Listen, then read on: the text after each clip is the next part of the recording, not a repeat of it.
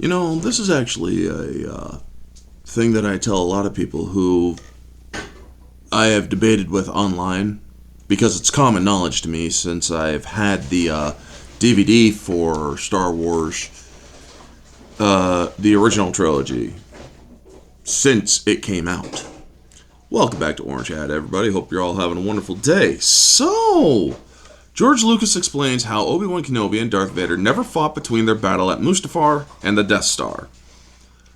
Star Wars creator George Lucas explained why Darth Vader and Obi-Wan never fought between their battle at Mustafar and the Death Star, despite the entire premise of the Disney and Obi-Wan Kenobi series revolving around a rematch between the two before their meeting on the Death Star. Lucas provided commentary on the original Star Wars film for the release of DVDs back in 2004. As part of the commentary, Lucas detailed, there's another story going on here where Vader senses that Obi-Wan is on the Death Star. One of the fun things about this movie was that I was making it episode 4, which is why I was so adamant in having that on the film. There's a lot of backstory that just, is interesting. The film was successful as it is, and I hardly told any of the story. But the other backstory is that this whole confrontation thing, that Obi-Wan almost killed him and put him in this suit and everything, and now they're confronting each other again after all these years. Meaning, the suit, or the fight that put him in the suit, was Mustafar. And then they're confronting each other after all these years. There is no battle in between. So, yeah. Not only did Lucas make these comments back in 2004, but he also made it clear back in 1981 during the Revenge of the Jedi story conference, back before it was changed to Return of the Jedi. Were recently collected at Star Wars Archives 1999 to 2005 by Paul Duncan back in 2020. Duncan shared an excerpt of the book to Twitter that shows Lucas's commentary from the story conference. As part of his commentary, he details how Kenobi and Vader never encountered each other after Mustafar. Ben takes one and gives him to a couple out there on Tatooine, and he gets his little hideout in the hills as he watches him grow. Ben can't raise Luke himself because he's a wanted man. Leia and Luke's mother go to Alderaan and are taken by the king there, who is a friend of Ben's. That was the original storyline. That was why there is a small discrepancy in Return of the Jedi where Leia does remember her daughter, or her mother, so to speak. I like my bit of it a little bit, or I like my version of the headcanon a little bit more, where she's actually remembers hollows of her mom, and where they actually did show her mother. But also when their mother died, that they felt the tremor and the force of her passing. Leia and Luke's mother go to Alderaan. She dies shortly thereafter, and Leia is brought up by her foster parents. She knows that her real mother died. Lucas added, "I think you can make Ben take the blame for Vader. I should have given him more training. I should have sent him to Yoda, but I thought I could be as good of a teacher as Yoda. I wish that I could stop the pestilence that I've unleashed on the galaxy. His burden is that he feels responsible for everything that Vader has done."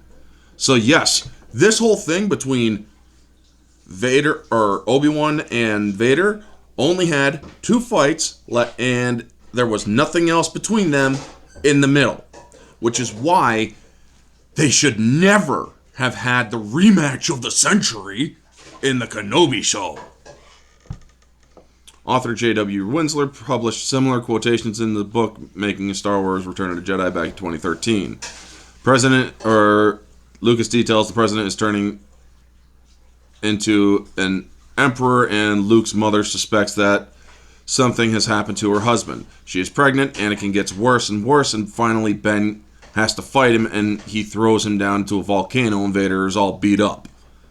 Now, when he falls into this pit, his other arm goes and his leg, and there's hardly anything left of him by the time the Emperor's troops fish him out of the drink. When Ben finds out that Vader has been fished out and is in the hands of the Empire, he is worried about it. He goes back to Vader's wife and explains Anakin is the bad guy and the one killing all the Jedi. So this is interesting to learn the original backstory. So this is actually something that I didn't get my hands on. So this is actually quite nice to know. He goes into detail when he goes back to his wife, Mrs. Skywalker, has had the kids or the twins, so she has these two babies who are 6 months old or so. So everybody has to go into hiding. The Skywalker line is very strong in the Force, so Ben says, I think we should protect the kids because they may be able to help us right the wrong that your husband has created in the universe.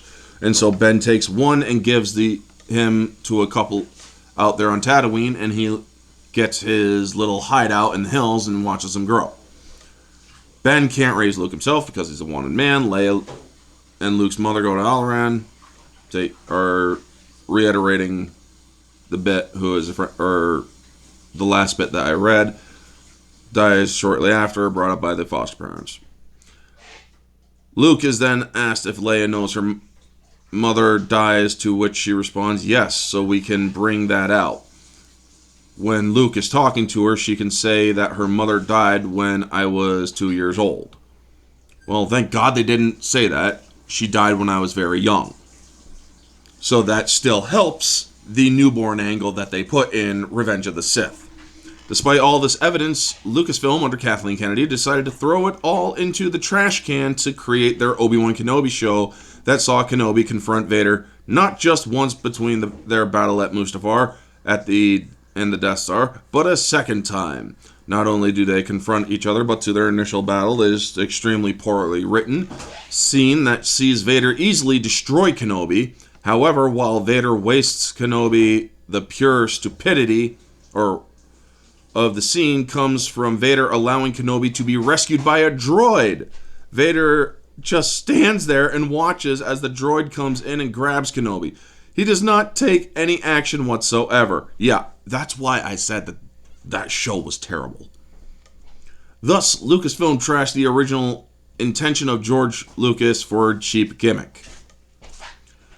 What do you make of Lucas's comments regarding the fact that Kenobi and Vader did not face each other between Mustafar and the Death Star? It's something that I've always known, but now I am bringing it to you all. This is why it never happened, or this is why I don't acknowledge Disney's canon, because they contradict so much of the original trilogy and George Lucas's original vision that they just don't care.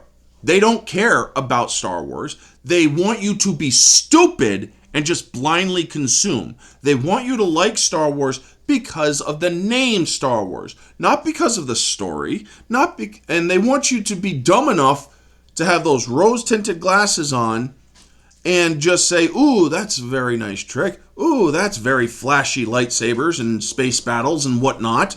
And that's all they want you to basically like about it. They don't want you to care about the writing. They don't want you to care about anything other than lightsabers, space wizards, space battles, space whales, and other bullshit.